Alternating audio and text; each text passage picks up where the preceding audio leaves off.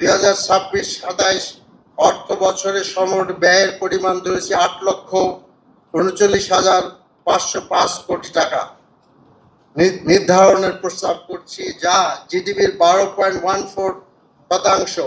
2026-27 অর্থবর্ষের প্রস্তাবিত বাজেটে প্রাকৃত বাজেটের ঘাটতি পরিমাণ দাঁড়াবে 1,68,329 কোটি টাকা, যা জিডিপির 2.43%। এখানে আমি উল্লেখ করতে চাই যে 2025 এবং 26 অর্থ বছরে বাজেটে মোট ঘাটতির প্রাক্কলন করা হয়েছে 2,21,000 কোটি টাকা।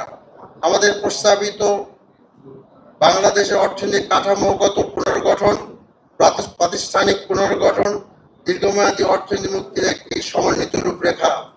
বাজেটটির প্রধান বৈশিষ্ট্য হলো প্রবৃদ্ধি কেন্দ্রিক নয়, বরং সুশাসন, জবাবদিহিতা, অন্তর্ভুক্তিমূলক উন্নয়ন এবং উৎপাদনশীলতা নির্ভর অর্থনৈতিক রূপান্তরের অগ্রাধিকার দেওয়া। বিশেষভাবে এনপিআর দুদকের পুনর্গঠন, কর ব্যবস্থার digitalization, smart social security number এবং করজাল সম্প্রসারণ, দুর্নীতিবিদ্ধ প্রাতিষ্ঠানিক সংস্কারের রাজস্ব বৃদ্ধির মূল চালিকা শক্তি হিসেবে বিবেচনা করা হয়েছে, যা প্রচলিত কর হার বৃদ্ধি নির্ভর একটি বিকল্প দৃষ্টিভঙ্গির উপর স্থাপন করে। আমরা বলতে চাচ্ছি যে কর হার বাড়ানোর মাধ্যমে রাজস্ব আদায়ে বৃদ্ধি করার এই যে একটি নীতিগত চিন্তা, এই চিন্তার পরিবর্তে কর আদায়ের যে আপনার কোয়ালিটি, এটা যে আমরা প্রস্তাব করেছি যে এটার মাধ্যমে আমরা করতে পারবো, তাতে একদিকে জনগণ করের বোঝা থেকে বাঁচবে, কিন্তু আমাদের কাঙ্ক্ষিত রাজস্ব আদায় সেখানে আমরা আদায় করতে পারবো। প্রিয় দেশবাসী, জামাত ইসলামী প্রস্তাবিত কিছু সিগনেচার প্রকল্প আছে। আমরা যে বাজেট প্রস্তাব করেছি, এই বাজেটের মধ্যে সেই সিগনেচার প্রোগ্রামগুলো আমরা করতে পারবো বলে আশা করছি। বাংলাদেশের প্রথমবারের মতো করদাতার নিজের এবং পোষ্যদের টিউশন ফি সহায়তা বাবদ শিক্ষার্থীর প্রতি বাৎসরিক 50,000 টাকা পর্যন্ত কর রেয়াত দেওয়া, অর্থাৎ যাদের আপনার ছেলেমেয়েরা বিভিন্ন জায়গায় পড়াশোনা করে, সংখ্যার দিক থেকে বেশি, তাদের একটা কর রেয়াত দেওয়ার একটা আমরা চিন্তা করেছি। আবারও প্রথমবারের মতো করদাতা পরিষদের পরিবারের সকল সদস্য মাথা পিছু বার্ষিক 50,000 টাকা পরিমাণ দেওয়া, অর্থাৎ আপনার পরিবারের সদস্য সংখ্যা 5 জন হলে আপনার সর্বনিম্ন কর পোষ্য আয় 4,50,000 প্লাস 2,50,000, অর্থাৎ 70 লাখ টাকা। জাতীয় পরিচয়পত্র এনআইডি প্রস্তাবিত বিজনেস আইডেন্টিফিকেশন নাম্বারকে ট্যাক্স আইডেন্টিফিকেশন নাম্বারে রূপান্তরিত করা 7 লাখ। তো এটা আমরা যেটা প্রস্তাব করতে চাচ্ছি, আমাদের এনআইডি কে আসলে একটা প্রস্তাবিত বিজনেস আইডেন্টিফিকেশন নাম্বার করা, আর কি বিএনএ করা, যাতে করে আমরা কর আদায়ের সুবিধা করতে পারি।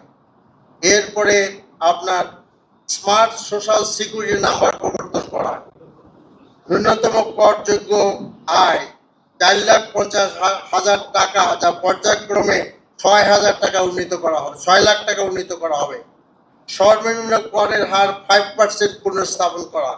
নারকোটিক্স উৎপাদন ও বিপণনে নিয়োজিত কোম্পানি বা প্রতিষ্ঠান ব্যতীত বাকি সকল কর্পোরেটের ব্যক্তিত্ব করের হার আর পর্যায়ক্রমে পরিবর্তন করা এবং কমিয়ে আনার লক্ষ্যে উচ্চ কর ব্যবহার করের হারগুলো স্টেক হোল্ডারদের সাথে আমরা আলোচনা করতে চাই, আলোচনা করে একটা যৌক্তিক পর্যায়ে কমিয়ে আনতে চাই।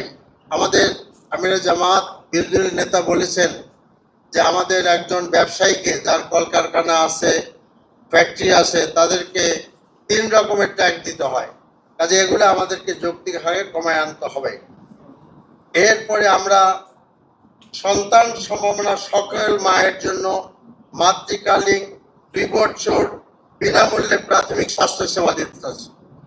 এরপর আমরা বয়স্ক ভাতার হার মাসিক 6,500 টাকা থেকে বৃদ্ধি করে এই আর্থিক বছরে আপনার 1,650 টাকা হতে বৃদ্ধি করে 1,000 টাকায়, পর্যায়ক্রমে 3,000 টাকা উন্নীত করতে চাচ্ছি। বিধবা দুস্থ মহিলাদের ভাতার হার মাসিক 650 টাকা হতে বৃদ্ধি করে 1000 টাকা পর্যায়ক্রমে 3000 টাকা উন্নীত করতে চাচ্ছি। প্রতিবন্ধী ভাতার মাসিক 900 টাকা দিয়ে বৃদ্ধি করে 1000 টাকায় এবং পর্যায়ক্রমে 3000 টাকা উন্নীত করতে চাচ্ছি। মা ও শিশু সহায়তা কর্মসূচির আওতায় 850 টাকার ভাতা টাকা হতে বৃদ্ধি করে এই আর্থিক বছরে প্রথমে 1000 টাকা পর্যায়ক্রমে 3000 টাকা উন্নীত করতে চাচ্ছি। অনগ্রসর জনগোষ্ঠীর জন্য ভাতার হার মাসিক 650 টাকা বৃদ্ধি করে 1000 টাকা পর্যায়ক্রমে 3000 টাকা। বিদেশি বিশ্ববিদ্যালয়ে সুযোগ পেলে আর্থিকভাবে যারা অসচ্ছল শিক্ষার্থী আছেন তাদেরকে বিনা সুদে প্রথম 2 সেমিস্টারের ফি প্রদান চলতি বছরের পাইলট প্রকল্পের অধীনে আমরা বাস্তবায়ন করতে চাচ্ছি এবং আপনার জাকাত পাওয়ার যোগ্য মেধাবী শিক্ষার্থীদের মাসে 3000 টাকা করে ভাতা প্রদান করতে চাচ্ছি। স্নাতক পর্যায়ে বিশ্ববিদ্যালয় মাদ্রাসা 1 লাখ মেধাবী শিক্ষার্থীদেরকে মাসে 10,000 টাকা করে সর্বোচ্চ 5 বছর পর্যায়ে হাসানা অর্থাৎ সুদমুক্ত ঋণ প্রদান ও চলতি বছরের সম্ভাব্য যাচাই কার্যক্রম শুরু পাইলট প্রকল্প বাস্তবায়ন করতে চাচ্ছি। শিক্ষার ক্ষেত্রে বৈষম্য দূরীকরণ, প্রাপ্যতা উপযোগিতা আলোকে প্রয়োজনীয় সংখ্যক মাদ্রাসাকে সরকারিকরণ, প্রাথমিকভাবে প্রতি জেলায় 1টি করে আলিয়া মাদ্রাসা সরকারিকরণের প্রস্তাব করছি। ইডেন বদরুন্নেসা হোম ইকোনমিক্স কলেজকে একত্রিত করে বিশ্বের সর্ববৃহৎ নারী বিশ্ববিদ্যালয় স্থাপন করতে যাচ্ছি।